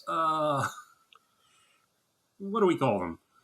Sex pest seems too mild. Horrible sex. Horrible people. Yeah. Just give them a Google if you don't know about them. Don't use. They work up to some stuff. Yeah, to say the least. So because he shares the names of two garbage people, it's made campaigning for city council a little difficult. Right. Right. As he's... I liked at one point in the commercial, they're like scrubbing out graffiti over his name. Yes.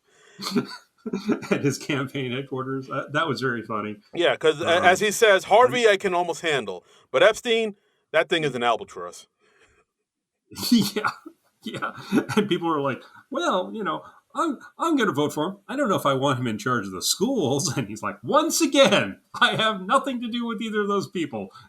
We are different people. Yes. And of course, he talks about how when the Mohawk Valley miners went on strike, Epstein had their backs because Epstein looks out for miners. Yeah. Miners, M-I-N-E-R-S. Yes. Yeah, and of course they talk to people on the street. We have this mix of the hot dogs guy saying, like, see, even Hillary couldn't kill this guy. Good for him. He's a survivor. Yeah. Like once I love how they're like, let's make New York City Epstein Island. And he's like, no, let's not call it that. Yes. So I thought this was hilarious. This is really funny. And it's all the funnier because it's a real candidate's name. It would be funny as it's just a comedic construct, but the fact that it's a real guy really running for office. Yeah. Wow. I know. With a name like, you got to change something about your name with a name like that, I feel like. Put in a middle initial or something. Please, yes, God, a middle initial. Use your middle name in some way. Harvey. Harvey J. Epstein. That's all right. That's enough. Yeah. But just going by pure Harvey Epstein, my heart goes out to you, man. I hope the real guy has a good sense of humor about it. I believe he does. I think he tweeted. I mean, because they're getting his name out there. Yeah, they're doing the work. I think he tweeted out something about this too. I believe. Oh, did he? He did. Okay, that's cool. He did. So, all right, well, good for him. That's nice. Yes. So Harvey Epstein, a name you can trust? No, I shouldn't say that. Yeah. No. I mean, his name. You said it. His name you can trust. Those names separately, you should not. Oh boy. No good. Yeah. No good. But together, all good. All good. And The Harvey and the Epstein, they cancel each other out, I guess. I guess so, yeah. I guess that's how it works. So that's how name works. But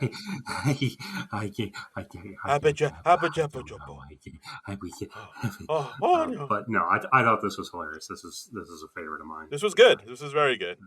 Very funny. And that's the end of that's the last sketch of the night. And before that's right. Before we have our closing, we get a title card of the late great Terry Garr, who we unfortunately passed away this week to MS. Terry Garr hosted the show 3 times in the 80s. Once on January 26, 1980 with the B-52s. November 12th, 1983 with Mick Fleetwood's Zoo.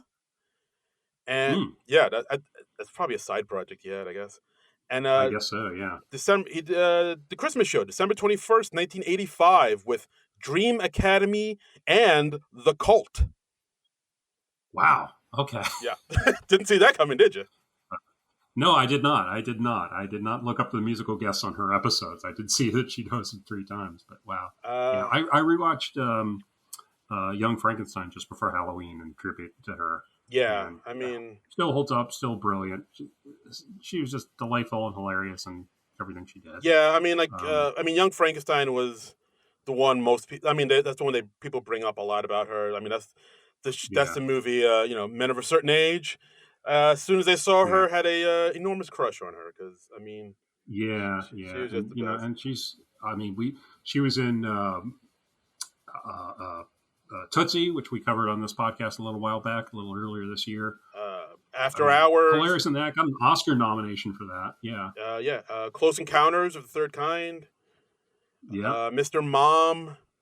I'm sure younger people will probably know her best as Phoebe's mom on Friends. Yeah. That was one of her last real notable roles. She unfortunately retired back in, I think it was 2009. I think so. Because of complications from MS. She was like a regular guest on Letterman in the 80s.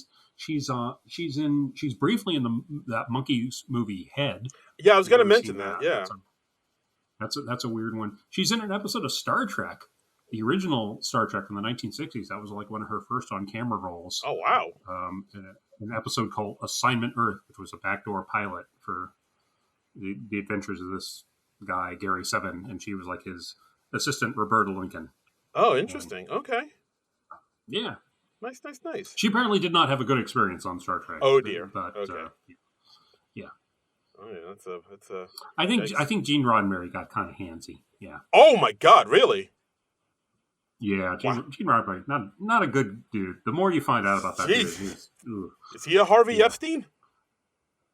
I think he was. He was kind of a proponent of the casting couch. Damn! Wow. Yeah, all right. Well, not a good guy. Don't get me going on Gene Roddenberry. Okay, right. I'll forward you a link. Oh no, you don't have to. That's cool. But yikes! Wow. But anyway, but but rest in peace to the late great Terry Garr. Yeah, loved her. Yeah, she was awesome. Amazing talent, hilarious human being. Rest in peace. Yep. Rest in peace. Yep. And that's pretty much the episode. That's pretty much it. Yep. That's we had the good nights. We had Bowen hugging Chappell Roan. Yes. Kind of squashing the rumors that they had beef because of his sketch a few weeks ago that people were interpreting as like he was coming at her. Yeah. When he was playing that what was that thing? Oh, the baby hippo. That's it. That's the one. Yeah. Ooh, dang. People were spinning that as like an attack on her somehow, and I forget how. I don't know. I didn't see it as an attack. I think we talked about it then. Yeah, like I didn't see it as an attack at all. It's just like it didn't seem to like be going hard at her. But it's just like, yeah, it's like it was just showing them the similarities that the two of them have, where people are just kind of encroaching on their private time, and how it's more of an attack on the people and the public at large than in a way that I guess people now think that they're entitled to celebrities' time and attention, and like it's okay for them to overstep boundaries because they're celebrities, so they knew what they signed up for when they're celebrities. That means I get to do whatever I want to them and say whatever I want to them at any time, at any place. That's what you Yeah. do. That's what happens when you're a celebrity. And it's like, I thought that's a message I got. So I don't know how other people got like, oh, he's making fun of Chappell Roan out of that, because like I did not get that at all. Yeah, I don't know. I didn't get it either. But anyway, they like held hands and hugged. So Yeah. So no feud. no feud. No. And then we see Tim Kaine like come up and approach Chaperone, and he looked like he was having a moment with her, and I'm like, what are these two talking about? I'm very fascinated by this. Yeah, that's the one thing I like about SNL, like how they get these two, you'll see people who like who shouldn't have anything in common, or like, or at total Right. in total different spheres, just come together on that one stage, and who knows, maybe Right. have a moment, maybe have some common ground. I mean, not like Steve Forbes and Rage Against the Machine or anything like that, but it is like they'll Sure. bring two people who don't really, you think, would never be in the same room together, and they'll have them on the Right. stage, on the same stage together, and maybe they'll be nice and cordial to each other and be like, "Oh, you're actually pretty all Mm-hmm. right." It's like, Yeah. that's beautiful, man. It warms my heart.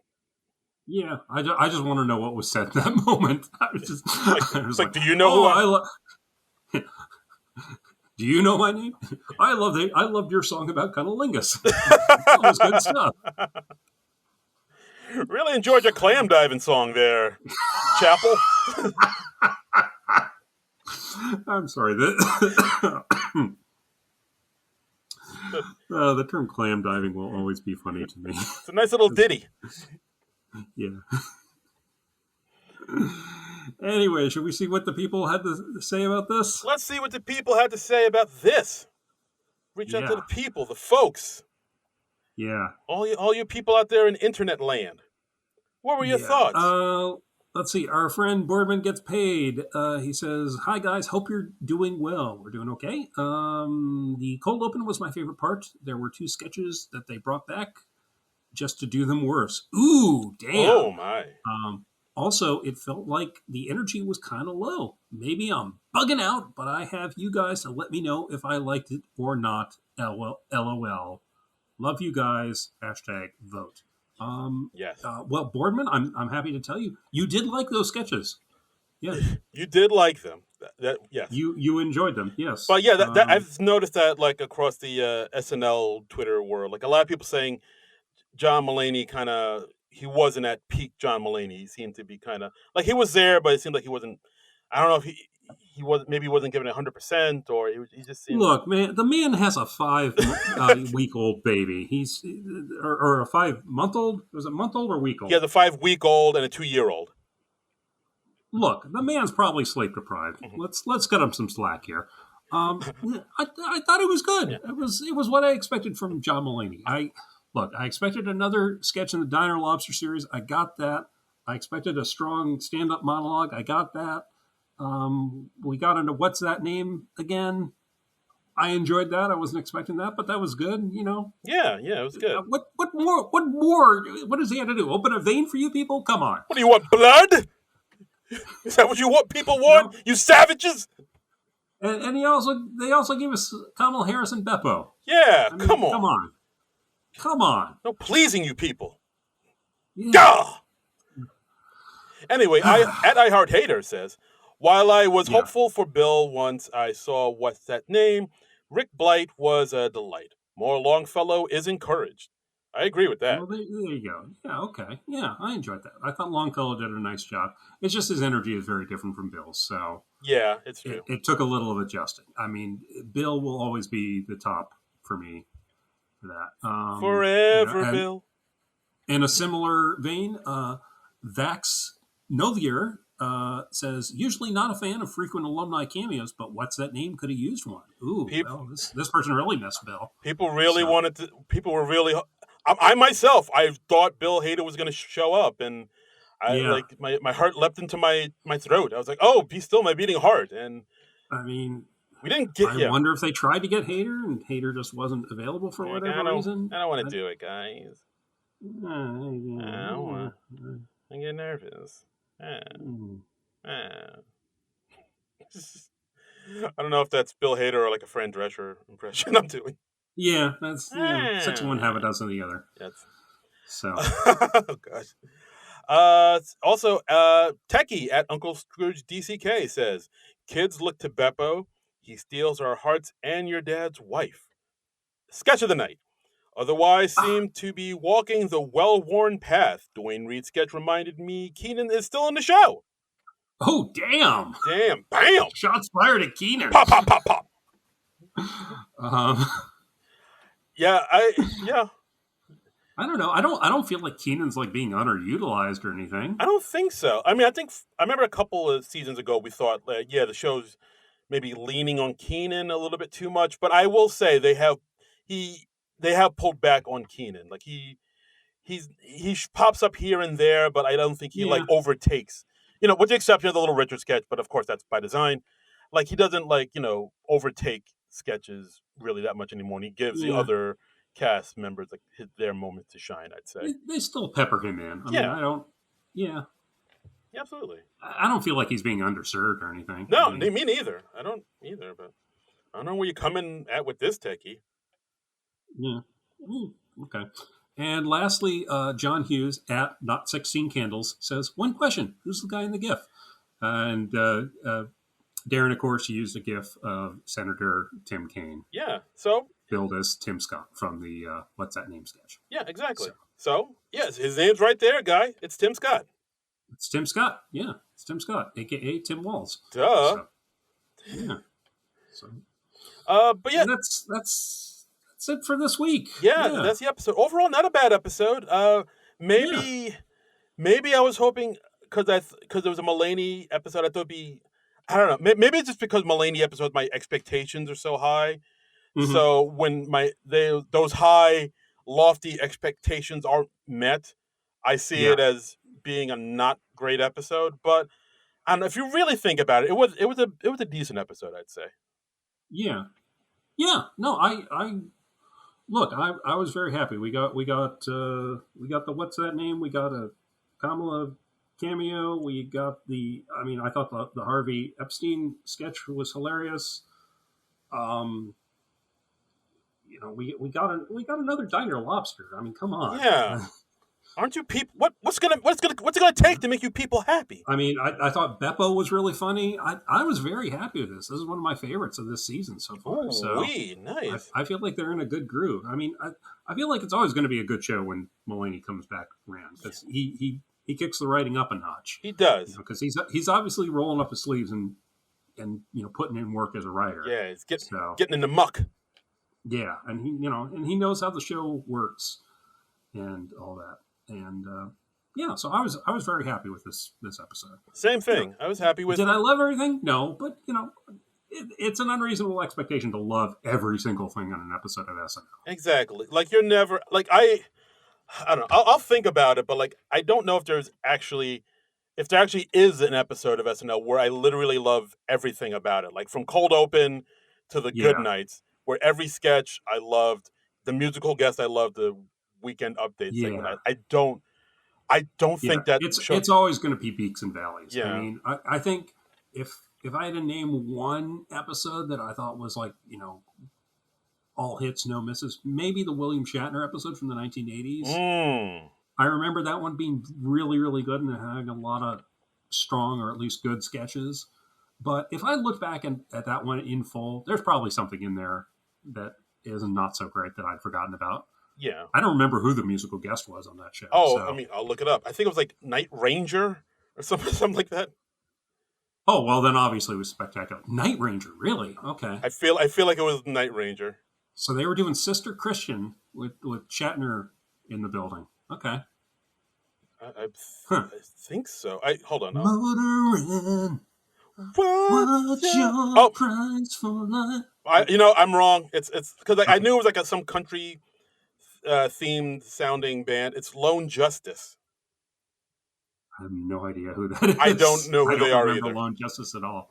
Okay. Yeah, well. William Shatner, young Lone Justice from 1986. Okay. Well, hey, I remember that one being a really strong sketch episode. So. All right, I'll have to go back and watch it and see. Look, you had the Restaurant Enterprise. You had Ollie North and Mute Marine. You had the Get a Life sketch. Yeah, the convention. The Star Trek convention. You had there was a Sweeney Sisters sketch. Ooh, that's right. In there. There was a T.J. Hooker parody where he's like riding the hood cross country. And where else are you going to see Dana Carvey play Adrian Smith? Nowhere. That's where. Oh wow, dude, that might be it. So, that might be it. That sounds like a fucking. That's a pretty packed episode, dude. Yeah, it sounds like a banger of an episode. It was a banger of an episode. They were killing it in the 80s, man. Oh my Roan. You kids today, you don't know. Yeah, you don't know. They gave us Shatner for crying out loud. Shatner, the Shat. Bring that guy back. I know he's in his 90s, but I bet he'd still kick ass. Bring back the Shat. Bring back the Shat. Shat play. Anyway, that's just. There's probably some other good episodes, but maybe it's just that one. Maybe that's the only good one from SNL's 50-year history. I don't know. Yeah. Listeners, tweet at us. Let us know an episode that you think is 100% all killer, no filler, or at least maybe 95% all killer, no filler. That's right. It's a daunting task, I know, but if you know of one off the rip, let us know. Yeah.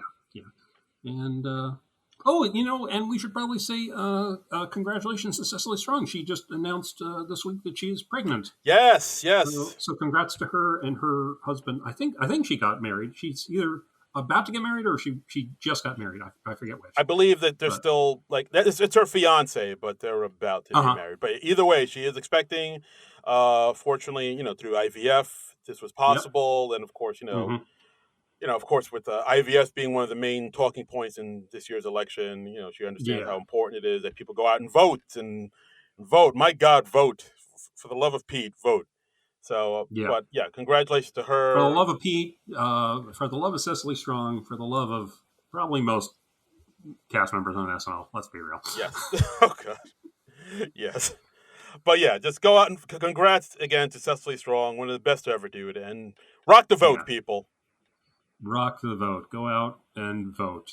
And, please do. If they don't let you vote, ask for a provisional ballot, all that good stuff. And then, come home and watch the news for constant updates and be like, I mean, I plan on just literally after voting, I'm going to go to bed and just go right to sleep. And then I'll wake up and I can't just be staring all bleary-eyed at the TV, just waiting to see if we have a democracy or not. I think I'm going to be staring bleary-eyed at the TV. Okay.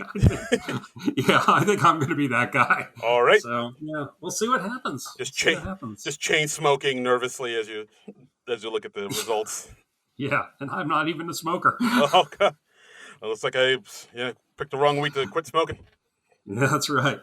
So we'll see what happens. So we'll check in with you next week. And well, actually, we should also mention that SNL released the 2 upcoming hosts for the next 2 shows. Oh yes, we forgot to talk about that. Yes. Thank you for the reminder. Yes. Next week we got our host. We got our returning host. We got Bill Burr. Yes, coming back with a musical guest McGee.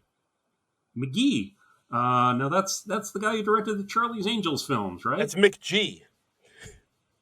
There's a difference? Yes, there is. Yes, one's a director, one's a musician, John. Oh. A director who's, I don't even know if he's around anymore. I remember he was a big deal in the early aughts, but kind of low key. Yeah. Bill Burr coming back to host for the second time. I think it's a good choice because it's going to be post-election, so of course they'll want a comedian to kind of come back and talk all about it. And I know a lot of people from what I've seen on the SNL Twitters, were really afraid they'd bring back that other comedian that they brought back for the last 2 elections. We can say his name. Yeah, they were afraid that it was going to be Dave Chappell again. Yeah, that would be because he seemed to be the go-to guy after the election for a while. Yeah, and so people were like, "Oh, are they bringing him back, Chappelle back again? Oh no!"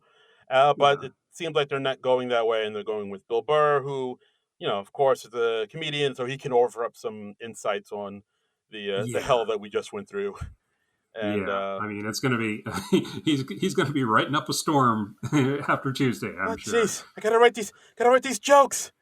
Gotta write these jokes. People want jokes. Had to write Trump jokes in case Trump won. Had to write Kamala jokes in case Kamala won. Oh, God. I even had to write some Jill Stein jokes. I don't even know who the fuck that bitch is. Jill Stein? Who the fuck is that? Who's Jill Stein? Who's Jill Stein? What the fuck?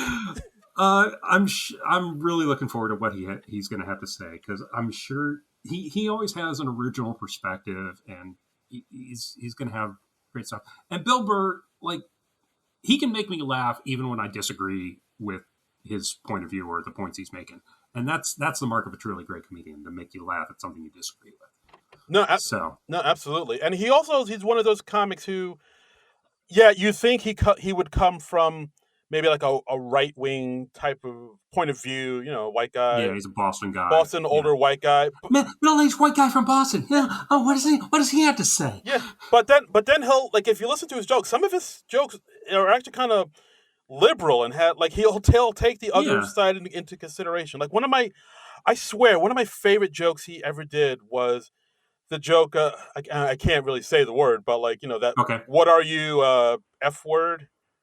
Uh-huh. Because, like, there's this thing in guys, whenever we do something that Yeah. shows that we have, that's like sort of empathetic, or like Yeah. show some, like, some logic to it. There's like Yeah. one of our friends will just casually mention that maybe we want to suck a dick.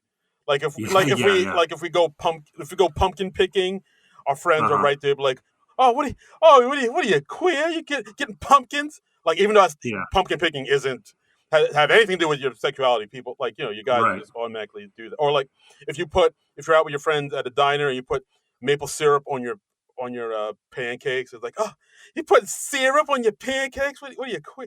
Like, things like that. Yeah. And I was Yeah. like, oh, Yeah. that's a pretty smart joke, because he's kind of taking the piss out of toxic masculinity in this joke. And I thought, Yeah. I mean, well, he's just, I think, he's basically just kind of a no BS kind of guy. yeah, And that's what I like about him. He'll just call out BS wherever he sees it on either side. And yeah, I think he is a little more woke than you might think. I mean, he's married to a black woman, as I he recall. is, and they So have two children too, two biracial children, I biracial would just children. Mm-hmm. yeah. Yes. Yeah. So Yeah, and then the joke is, like, I think another part of the joke where it's like, oh, like, if you go out with an umbrella out and it's hmm raining, your friends will make fun of you for that. It's like, what, do you need an hmm umbrella? What are you, Mary Poppins there, sweetheart? yeah. Yeah. So I'm really looking forward to it. I mean, I love it when they have a stand-up host. I love it. I love John Mulaney. I love the Nate Bargatze. I love the Bill Burr. Um, yeah, I like good stand-up. Love it, love it all.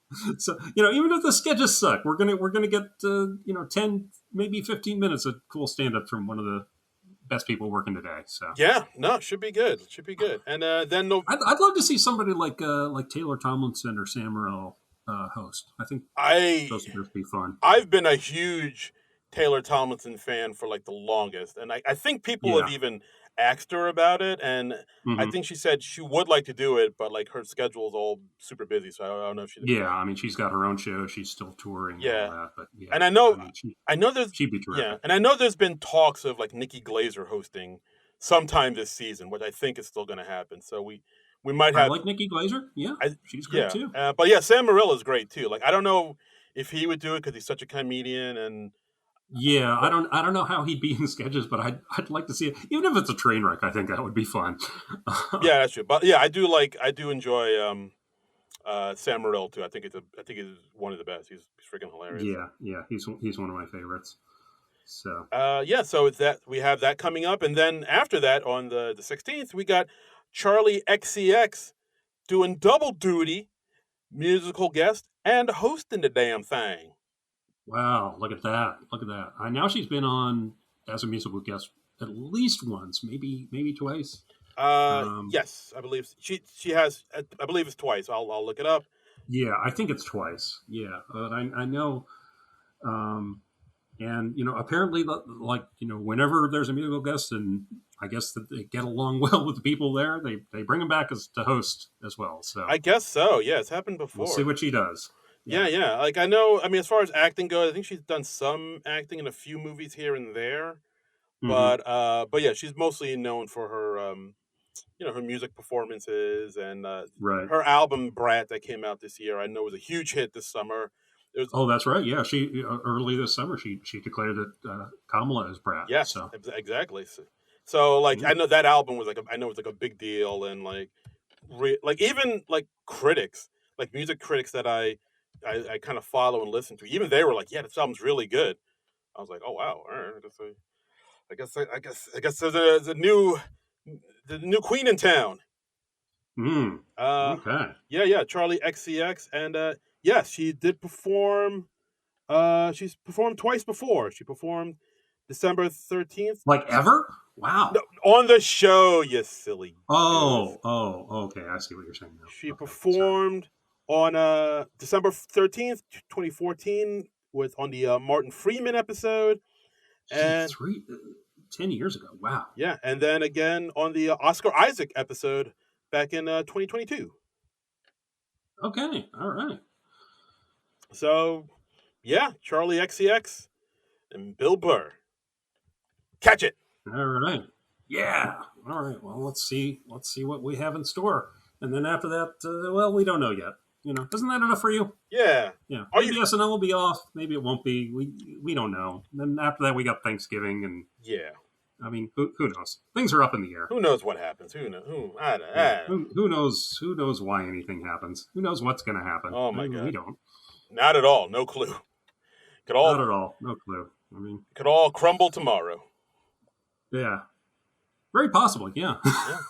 And that's the episode, guys. Thanks for listening. That's the episode. It may all crumble tomorrow. We may all be doomed. That's right. So. But if we're not doomed. Well, if we are doomed, you can follow us on social medias. You can follow the podcast at SNL Nerds Show on Twitter because we refuse to call it X. And you can follow me on all the socials at Darren Credible. That's DARIN Credible. Yeah, and you can follow me on all the socials at Trumbull Comic. That's TRUMBULL and the word comic. And, follow me on Twitter. Although I just went private there because it's run by this insane billionaire who's getting rid of blocking. And fuck that guy. Yeah. So, find me on Blue Sky or Instagram or something. Or, I don't know. Yeah. Do what you want. I'm not the boss of you. Yeah. And you can follow us on SNL Nerd Show on the Twitter sphere. We're there till it all crumbles into the ocean. Yeah, or until we get there. Whichever. Whichever comes first. Either or. Either or. Who knows? All right, so we'll see you next week for Bill Burr and McGee.